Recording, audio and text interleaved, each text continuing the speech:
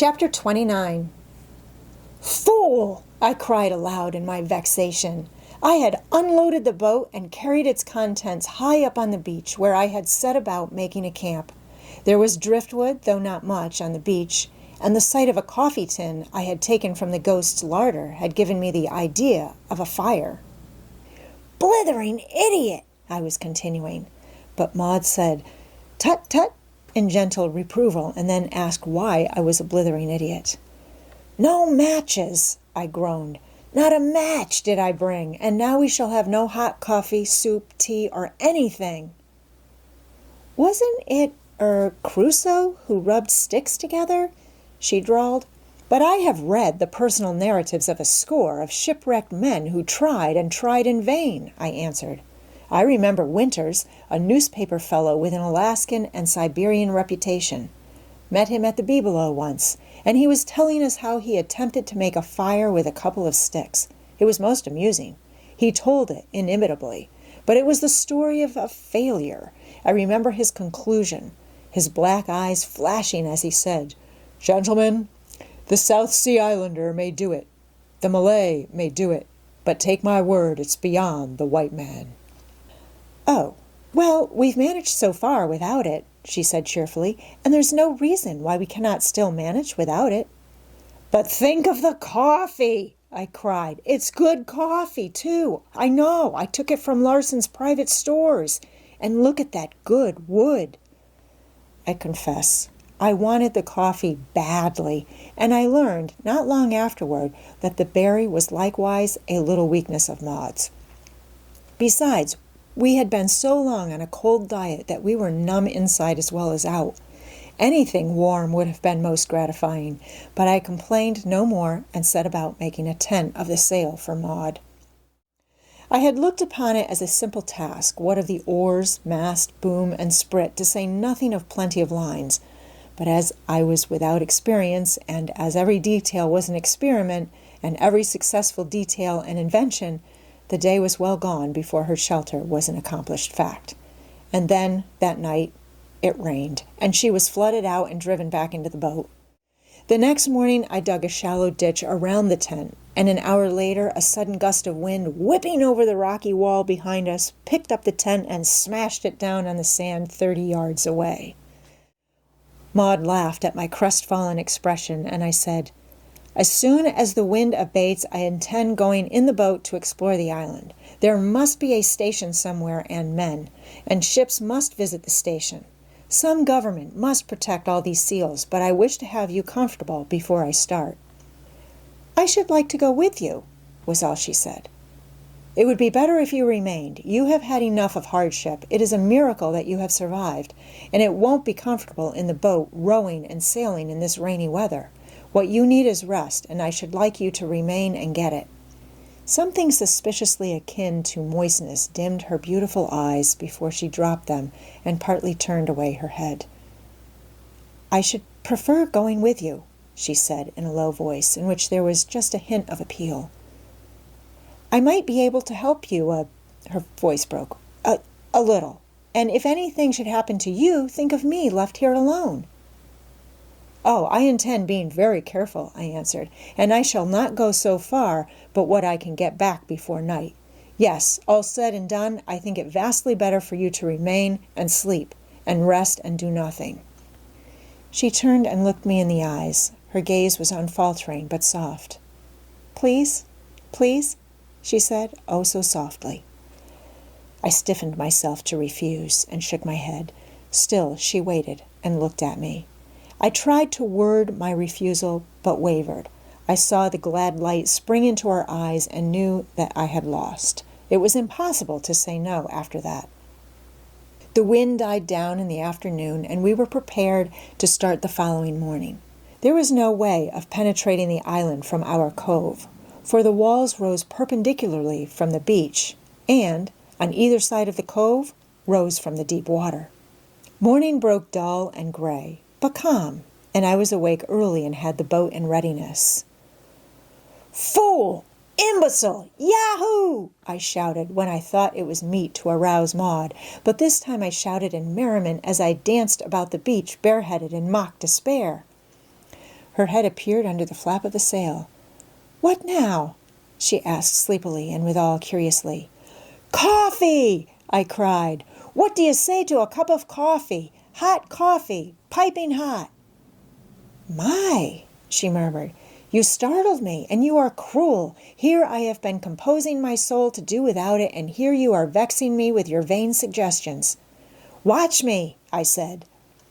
From under clefts among the rocks I gathered a few dry sticks and chips. These I whittled into shavings or split into kindling. From my notebook I tore out a page, and from the ammunition box took a shotgun shell.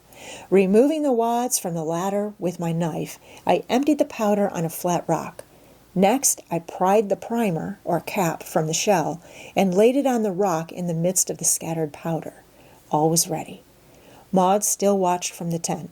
Holding the paper in my left hand, I smashed down upon the cap with a rock held in my right. There was a puff of white smoke, a burst of flame, and the rough edge of the paper was alight. Maud clapped her hands gleefully. "Prometheus!" she cried. But I was too occupied to acknowledge her delight. The feeble flame must be cherished tenderly if it were to gather strength and live. I fed it, shaving by shaving and sliver by sliver, till at last it was snapping and crackling as it laid hold of the smaller chips and sticks. To be cast away on an island had not entered into my calculations, so we were without a kettle or cooking utensils of any sort, but I made shift with a tin used for bailing the boat, and later, as we consumed our supply of canned goods, we accumulated quite an imposing array of cooking vessels. I boiled the water, but it was Maud who made the coffee, and how good it was! My contribution was canned beef fried with crumbled sea biscuit and water. The breakfast was a success, and we sat about the fire much longer than enterprising explorers should have done, sipping the hot black coffee and talking over our situation.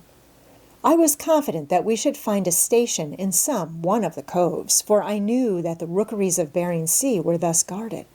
But Maud advanced the theory, to prepare me for disappointment, I do believe, if disappointment were to come, that we had discovered an unknown rookery. She was in very good spirits, however, and made quite merry in accepting our plight as a grave one. "If you are right," I said, "then we must prepare to winter here.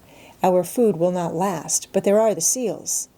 They go away in the fall, so I must soon begin to lay in a supply of meat. Then there will be huts to build and driftwood to gather. Also, we shall try out seal fat for lighting purposes. Altogether, we'll have our hands full if we find the island uninhabited, which we shall not, I know." But she was right. We sailed with a beam wind along the shore, searching the coves with our glasses and landing occasionally without finding a sign of human life. Yet we learned that we were not the first who had landed on Endeavour Island. High up on the beach of the second cove from ours, we discovered the splintered wreck of a boat, a sealer's boat, for the rowlocks were bound in sennit. A gun rack was on the starboard side of the bow, and in white letters was faintly visible, Gazelle No. 2. The boat had lain there for a long time, for it was half filled with sand, and the splintered wood had that weather-worn appearance due to long exposure to the elements. In the stern sheets I found a rusty 10-gauge shotgun and a sailor's sheath knife broken short across and so rusted as to be almost unrecognizable. "They got away," I said cheerfully, but I felt a sinking at the heart and seemed to divine the presence of bleached bones somewhere on that beach. I did not wish Maud's spirits to be dampened by such a find, so I turned seaward again with our boat and skirted the northeastern point of the island. There were no beaches on the southern shore, and by early afternoon we rounded the black promontory and completed the circumnavigation of the island. I estimated its circumference at 25 miles. Its width is varying from 2 to 5 miles, while my most conservative calculation placed on its beaches 200,000 seals. The island was highest at its extreme southwestern point, the headlands and backbone diminishing regularly until the northeastern portion was only a few feet above the sea. With the exception of our little cove, the other beaches sloped gently back for a distance of half a mile or so into what I might call rocky meadows, with here and there patches of moss and tundra grass. Here the seals hauled out, and the old bulls guarded their harems, while the young bulls hauled out by themselves. This brief description is all that Endeavor Island merits. Damp and soggy, where it was not sharp and rocky, buffeted by storm winds and lashed by the sea, with the air continually a-tremble with the bellowing of 200,000 amphibians, it was a melancholy and miserable sojourning place. Maud, who had prepared me for disappointment, and who had been sprightly and vivacious all day, broke down as we landed in our own little cove. She strove bravely to hide it from me, but while I was kindling another fire, I knew she was stifling her sobs in the blankets under the sail tent. It was my turn to be cheerful, and I played the part to the best of my ability, and with such success that I brought the laughter back into her dear eyes and song on her lips, for she sang to me before she went to an early bed. It was the first time I had heard her sing, and I lay by the fire, listening and transported, for she was nothing if not an artist in everything she did, and her voice, though not strong, was wonderfully sweet and expressive. I still slept in the boat, and I lay awake long that night, gazing up at the first stars I had seen in many nights and pondering the situation.